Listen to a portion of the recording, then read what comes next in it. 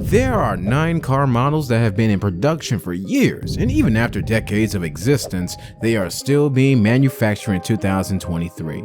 To begin with, let's take a look at the newest one on this list. Of course, if you consider a car from 1966 as new, it's the Toyota Corolla. To be honest, I was not surprised to see a Toyota on this list. It's like they've been producing cars forever. You see, this car became a global success the moment it came out. Why? Well, why would you buy a Toyota? Of course, because of its reliability. It had a 1.1 liter, get this, 4-cylinder engine that made 60 horsepower. Yeah, I guess the Japanese were years ahead. In fact, this guy, Tatsuo Hasegawa, was the one who designed the Corolla. But what was his line of work? Of course, designing fighter jets. Who would have thought, right? Besides becoming a global success right away, the car wasn't important in America until 1968. Even though the Corolla has been in production for more than 50 years, the car still holds the status of being the best-selling car in the world, with over 50 million lifetime unit sales and over 1.1 million in 2022 alone. At number 8, let me take you back to the year 1964, when the era of pony cars began. This was the year when Ford showed the world what a proper muscle car should look and perform like, and introduced the first generation of the Ford Mustang.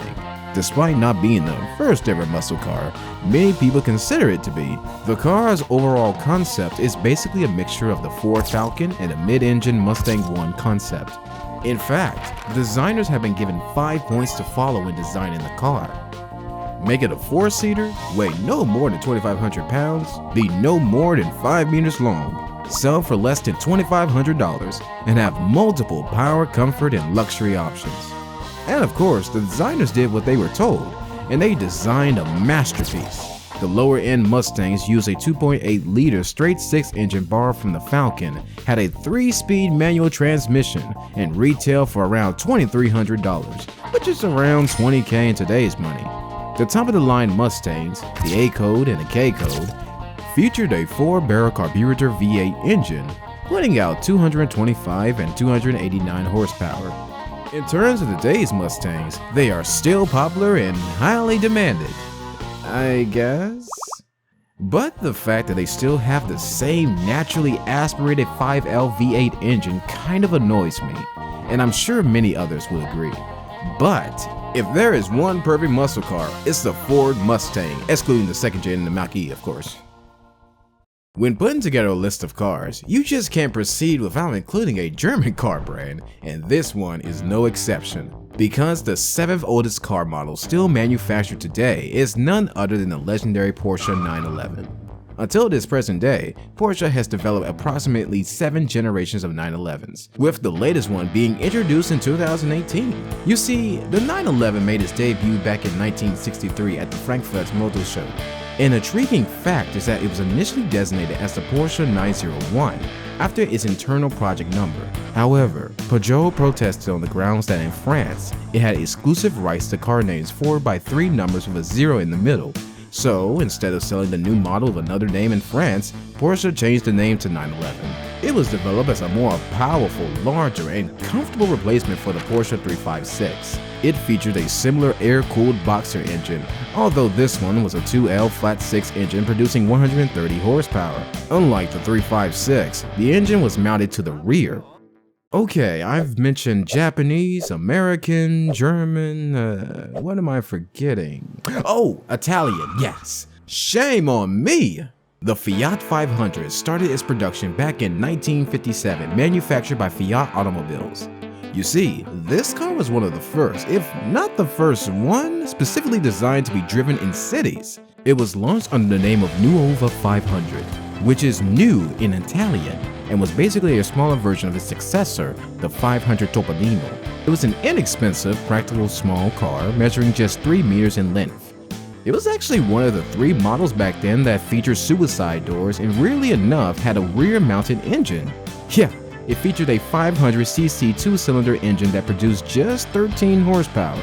No matter how weird this car was, the Europeans loved it. The company sold over 180,000 units by 1960 and millions by 2023. Even though the car got bigger and very different from what it used to be, it is still very popular even these days, especially in the highly populated cities in Italy as well as across all of Europe. 1953 Chevrolet Corvette. You see, Corvette's latest model, the C8, launched in early 2023, and this project has been a massive success. So far this year, Chevrolet has sold over 100,000 units, and sales continue to increase. The same was true for the C7 and the C6. However, things weren't always looking good for Chevy, especially for the first generation, the C1 Corvette. The 1953 model year was not only the Corvette's first production year, but it was also the lowest volume Corvette, with just 300 units produced. They were all essentially handcrafted, featuring red interiors, polo white exteriors, and blue painted engines. And even though the car looked great, it apparently wasn't engaged enough to appeal to the sports car crowd. So Chevy barely sold 180 units. It wasn't until 1957 that Chevy finally saw some success with the C1.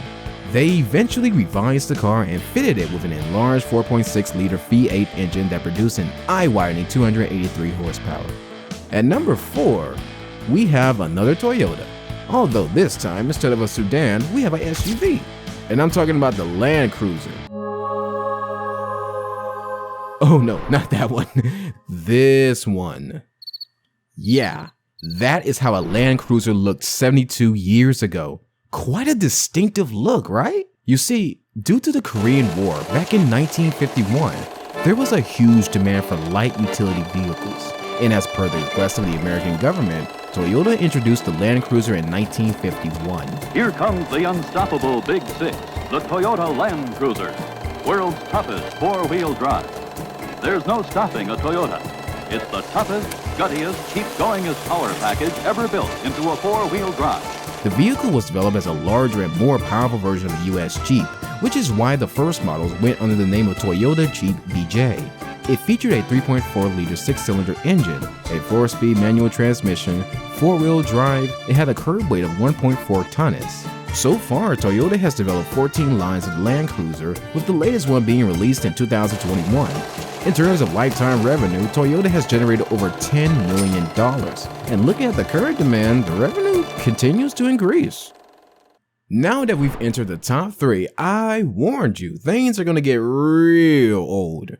Because at number 3, we have a vehicle that's older than the average human lifespan. Yeah, the Ford F-Series catered to hard-working individuals who need to go everywhere and do everything. It debuted all the way back in 1948. You see, this vehicle underwent many different trims over the past 75 years. However, its first generation was quite special by being the only pickup truck with a V8 engine and having an all-new post-war design. The F-Series destroyed the competition.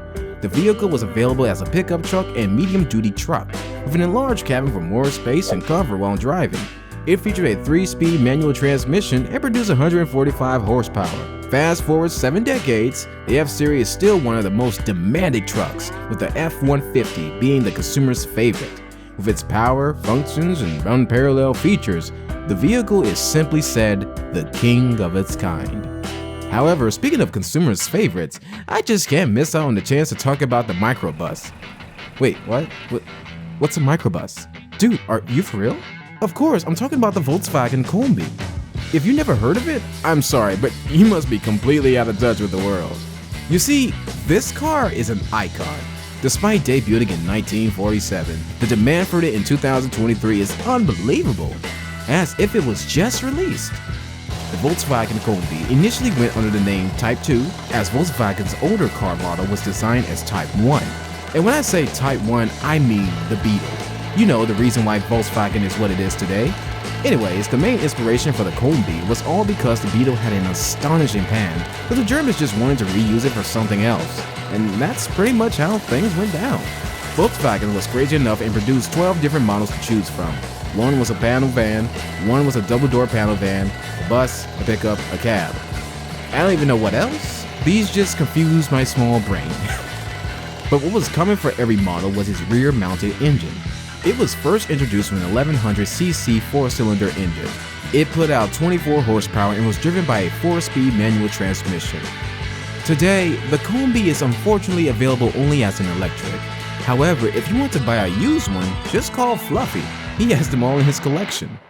The Suburban is the last on this list. Now, don't judge me, but this is my first time hearing about this vehicle, and if I weren't working on the script, I probably would have never heard of it.